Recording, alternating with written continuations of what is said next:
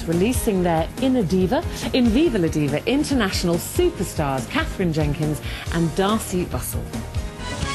On the hand you may be quite continental, but diamonds are a girl's best friend. Good morning, ladies. Morning. Lovely to see you. Back in rehearsals again for an even bigger show. Scary. Yes, we are. Scary. We'll talk to you in a moment. They're probably happy to be sitting down having a rest on the sofa this morning.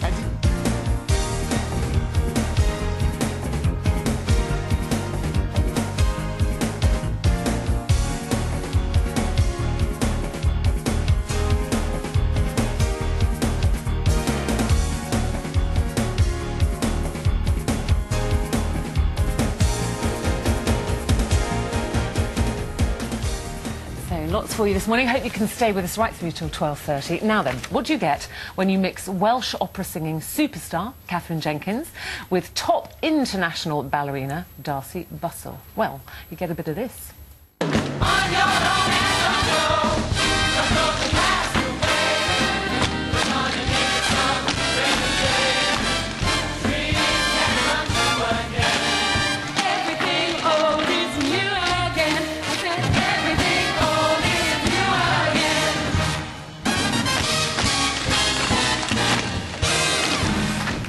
Stunning. Stunning. The Queen loved it. I get tired just watching that. Welcome. It's lovely to see you both, and thank you for coming on. So that was, of course, from the Royal Variety Performance, and then you'd wrap the tour up. That was that. All done, all dusted, Yes. and it was so hugely successful that you've thrown yourselves back into another one. Mad. We have, yeah. We're about to go off on the 29th. We start another arena tour this time. So we've got about, I think it's 8 dates across the UK, and I'm thrilled to be back doing it. It's so exciting. Yeah. So what are the changes? What are you going to do? It's, I suppose we've slightly pumped it up because it's a bigger audience, and so the numbers are slightly longer. I think there's, in between each number, there's more going on to introduce each number. We didn't want to make it like a gala show.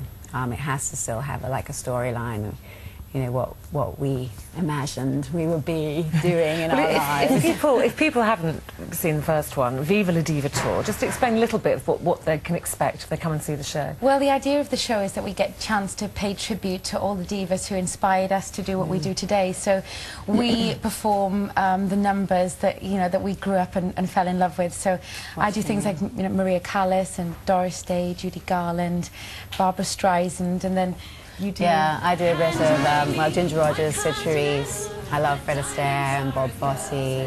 So all those choreographic numbers that I couldn't stop watching. We're seeing Diamonds Are a Girl's Best Friend at the moment, and this is one of your favourites, isn't it? Yeah, well, Marilyn Monroe is one of my absolute idols. So I'm trying to be Jane Russell. But I mean, it's such a great.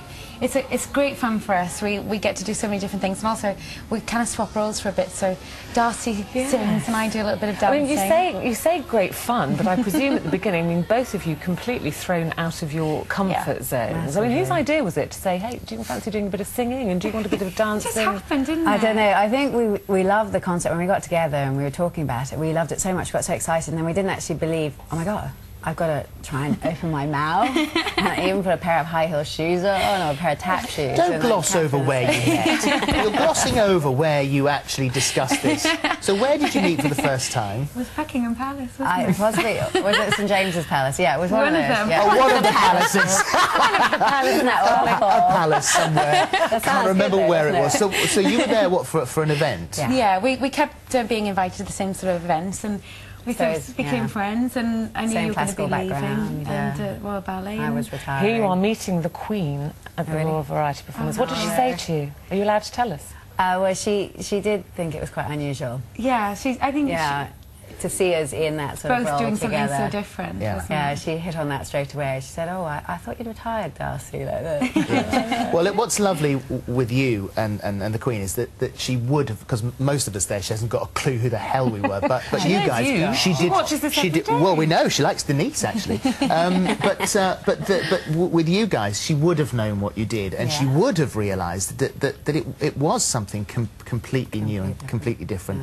And as she said, I thought you'd retired. I know. She was very sweet, because I remember her saying when I finished, she said, oh, you know, you will be missed and all this from the ballet world. And I was like really touched, and I didn't have the courage to say, well, actually, I'm coming back with Katherine to do just a little bit more. Well, you can't really plug the Queen, can you? Really? You say, no, I am coming back with a tour. You must come along. Please come along. I'll send you some tickets. But you have actually retired as a ballet dancer at the Royal Ballet. Is that? I mean, you seem so young to even be saying the word retiring, but is there a cut-off point? I think, well, I've been very fortunate because I've had 2 girls as well. I've had 2 children. So, you know, as a dancer, that isn't part of your career thing. You know, you don't have kids as a ballet dancer. So I think I was very fortunate that I was able to fit that in as well. And even to have a career after children was kind of a one-off. So I think I was pushing it anyway, but usually I suppose into your early 40s the ballerinas do start fizzling out. That's an awful way of saying it, but you know, taking the classics off their repertoire list, you know, because they're really tough. It's just strenuous. I presume the kind of physical demands on your body as well. It's not kind. No, it's very unnatural because all your joints deteriorate a lot quicker. So I suppose you must have to pick a point where you think, right, I'm at the top of my game now. This is the time to bow out gracefully. Yeah. And then I do this. And then, yes, because you could, I suppose, you could end up injured in your later life. You could end up paying the price later on. Always. Will you do that anyway? It's like any athlete. I think it's such a strain you put on your body. You're always pushing a bit further. And so you will naturally have maybe a bit more arthritis than the average person and just things like that. So I was very conscious that I wanted a life after ballet. And you have got a life after ballet now with Viva La Diva. So you start at Newcastle, I think, the 29th of April. Yes. And you're doing big arenas this time. Yeah, we've got 2 nights at the O2, which is just incredible. Yeah, I wouldn't even believe. We were going to do one night and it kind of sold so quick we just went, and I think we're going to actually be filming the first night of the O2 for DVD, so all those people who can't get to see it. You know, and so busy, obviously, rehearsing at the moment. How punishing is that schedule? Because there's so many different sets in this show, aren't there? Costume changes, different 9 changes. The show is like a bit like a runaway train because from the minute we start, you know, Darcy and I would kind of you're on, then I'm on. We pass, and when she's on, I'm doing a quick change, and then we've got some numbers together. But we only get to look at each other and go, hi. And just when you think it's gonna, you know, it's surely we're coming to the end of the show, sort of physically, we've got the big Busby Berkeley style tap routine at the end, so it's pretty exhausting, but so much fun. How are you finding the dancing? I mean, obviously you probably can dance because you have to perform on stage, but this is, you know, tap dancing. The first time you walk into a dance studio with Darcy Bussel, it's pretty daunting. I have to tell you, but she's been brilliant. No, she's amazing. You would never know. She's obviously done the stage school stuff. No. I love that stuff because she's a natural. I did not go to stage school, I promise you. And when did you find out you had a voice? I didn't. I didn't find out I had a voice. Still looking for that one. She does really, really well, and in fact, we're adding extra pieces for you to sing this time, aren't we? Really? Yes. Did you not know that? She's just sprung that one on you. Well, she should be singing more, but yeah, we're adding little bits as we set up. I mean, you wouldn't know, I suppose, really. You sort of come back from Australia straight into rehearsals, haven't you? Literally, I got off the plane, just last week. Is that where you live now? You live in Australia? Yeah, I live in Australia. And Katherine came and visited us. Yes, I came to. I've seen the new house. It's beautiful. You have a lovely life out there. Yeah, no, I think we just needed a change. It's been a second home all my life anyway. I've always travelled there as a kid because I'm half Australian. Yeah. Not that anybody wants to know about that. And how old are your girls?